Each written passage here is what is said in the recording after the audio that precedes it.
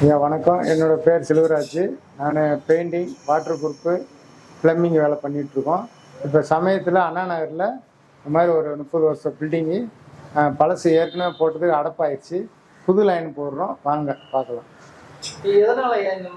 இது வந்துங்க குப்பை எல்லாம் போய் அடைச்சிக்கிட்டு ஹைட்டு அதிகமாகிடுச்சு, டவுன் ஆகிடுச்சு. பில்டிங் டவுன் ஆனதுனால இப்போ ஹைட்டு தூக்கி தண்ணி வாட்டம் காட்டி இது பண்ணுறோம். பைப் வந்து 60 அடி போடுறோங்க. 60 அடி போட்டு 3 சேம்பர் கட்டுறோம். கட்டி லைனை இது பண்ணுறோம். வாங்க அதை பார்க்கலாம். சரி வாங்க. இப்போ இது பழைய லைன். இது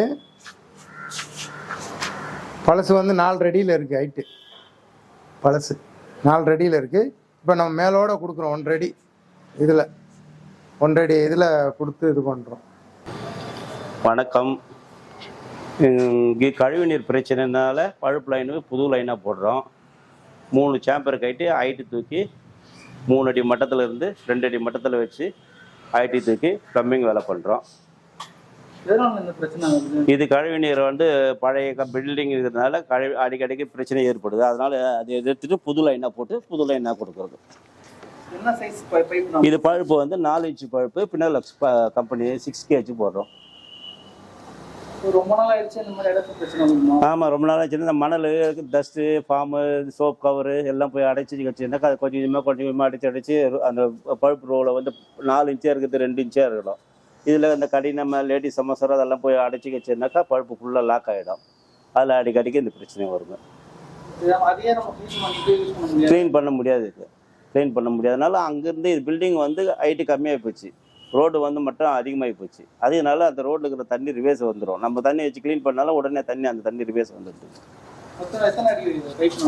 இப்போ வந்து 60 அடி பழுப்பு வரும் சார். 4 சேம்பர் கட்டுறோம், 3 சேம்பர் கட்டுறோம். 60 அடி பழுப்பு எக்ஸ்சேஞ்ச் பண்ணி போடுறோம். இது எப்போ வேணாலும் தாங்கலாம், எத்தனை வருஷம் வேணாலும் தாங்கலாம். இப்போ நம்ம ரோடு விட நம்ம 3 அடி ஹைட்லேயே போடுறோம். இப்போ ஏன்னா பில்டிங் நம்மளுக்கு அந்த ஹைட் இருக்குது. அதனால அந்த 3 அடி பில்டிங்லனா அந்த ஹைட்லேயே நம்ம போடுறோம். ஒன்றும் பிரச்சனை கிடையாது. இதில் ஓசு போட்டு நம்ம க்ளீன் பண்ணலாம். அழகாக ஓசு போட்டு க்ளீன் பண்ணலாம். இப்போ வர்ற பின்னால் 2 ரோ கொடுத்துருக்காங்க. அந்த 2 ரோவில் டஸ்ட்டு கிஸ்ட்டு எதுவும் பாம் ஆகாது. அதுக்கு முன்னே வந்து கொடுத்துறது வந்து சிமெண்ட் பழுப்பு, சார்மினார் பழுப்பு கொடுத்துருப்பாங்க. அந்த சார்மினார் பழுப்பில் ஜாயிண்ட் 3 அடிக்கு ஒரு ஜாயிண்ட் இருக்கும். அந்த ஜாயிண்ட்டில் போய்ட்டு இருக்க சொல்ல அடுப்பு ஏற்படும். இதில் அடுப்பு ஏற்படுறதுக்கு சான்ஸ் இல்லை. அப்படியே இருந்தாலும் நம்ம ஓசு போட்டு க்ளீன் பண்ணிக்கலாம்.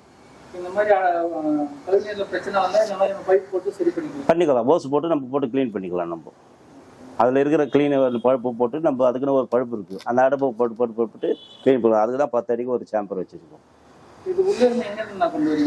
அந்த லைன்லேருந்து லாஸ்ட்லேருந்து நம்ம கொண்டு வரோம். நாங்கள் இப்போ இதுலேருந்து லாஸ்ட்லேருந்து கொண்டு வரோம். நம்ம பார்க்கலாம் வாங்க. இதில் 2 அடி ஆழம் இருக்குங்க.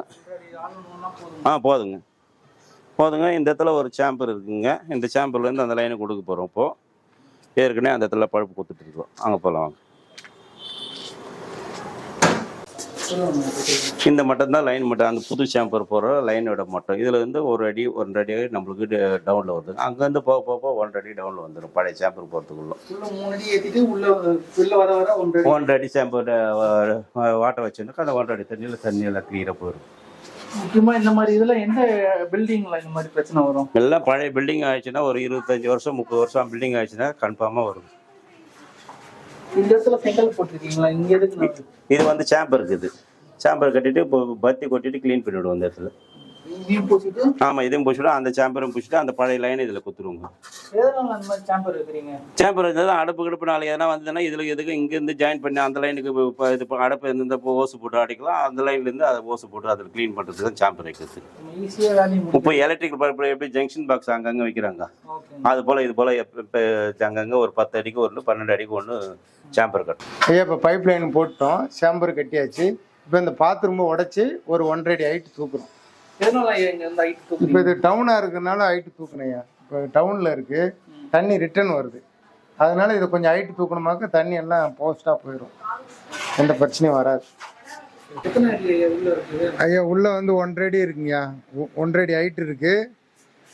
1 அடி ஹைட்லேருந்து இப்படி மேலே ஏறி வந்து இதில் ஒரு 2 ஸ்டெப்பு படி வைக்கிறோம் ஏறி போகிறதுக்கோசம். ஆமாம், இதுக்கு மேலே 2 படி ஸ்டெப்ஸ். ஆமாம், டோட்டல் ஹைட் இல்லை, இது படி ஏறி உள்ளே இறங்கி போகிற அளவுக்கு 2 படி வரும். அதில் வந்தோடனே முடிஞ்சிடும். ஈஸியாக முடியும்னா ரொம்ப கஷ்டம். மழை காலத்துல எப்படி இருக்கும்? மழை காலத்தில் ஒன்றுமே ஆகாதுங்க, எந்த பிரச்சனையும் வராது. இனிமேல் புதுசாக போட்டோம்ல, புது லைன் போட்டோம், அதனால் இனிமேல் எந்த பிரச்சனையும் வராது.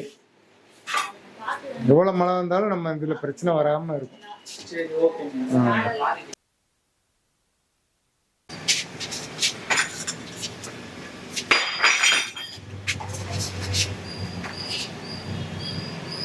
ஐயா, இப்போ நம்ம ஏற்கனவே வீடியோ போட்டதை பார்த்துருப்பீங்க. இப்போ வந்து எந்த இதாக இருந்தாலும், வீடாக இருந்தாலும் அலுவலகமாக இருந்தாலும் நம்ம வந்து சிறப்பாக பண்ணி கொடுத்துருவோம் வேலை. இப்போ என்னோடய நம்பர் வந்து 90 43 45 78 54. இப்போ இந்த பைப் போடுறீங்களா, இதுல பிரச்சனை வந்தா எப்படி செய்யணும்? இது பைப்பு அடப்பு இருந்ததுன்னா பைப்பை வச்சு ஓசை போட்டு க்ளீன் பண்ணி கொடுத்துருவோம். அது அடப்பு வராது புதுசாக போடுறதுனால. சப்போஸ் ஒரு 5 வருஷம் சென்று தான் வரும். அது வரும்போது நம்ம அடப்பு எடுத்து விட்டுருவோம். லைஃப் டைம் லைஃப் டைம் நல்லா இருக்கும், 100%. சரி, ஓகேங்க. நன்றிங்க, நன்றி.